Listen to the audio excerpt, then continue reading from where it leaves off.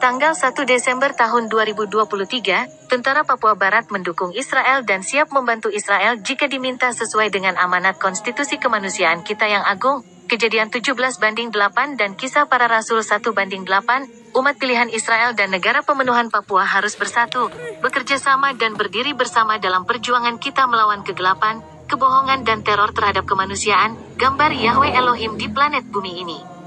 Perwira Tinggi Tentara Papua Barat, WPA, Jenderal Amunggut Tabi baru-baru ini menyatakan dalam parade militer di Port Numbai, Papua Barat, bagian barat Pulau New Guinea, bahwa bangsa kita harus berdiri bersama Israel, berdoa untuk Israel, dan jika diminta, harus bersiap untuk dikerahkan dan berperang untuk Israel.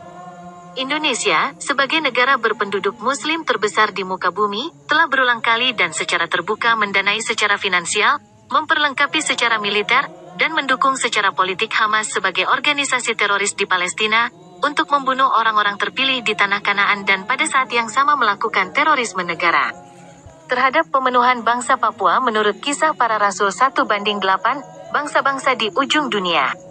Israel dan New Guinea harus bersama-sama memerangi terorisme di planet bumi kita, di dunia yang beradab ini. Kini saatnya kita berdiri tegak, mendeklarasikan pendirian kita yang jelas.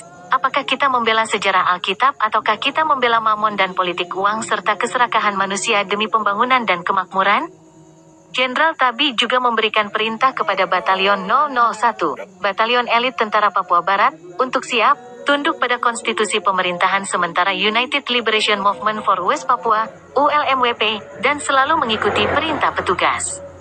Pada saat yang sama semua pasukan harus membela kebenaran dan gerakan pembebasan, menghindari keberpihakan pada semua organisasi politik, pemimpin politik dan aktivis Papua Barat merdeka dan selalu berada di jalan menuju gerakan kemerdekaan.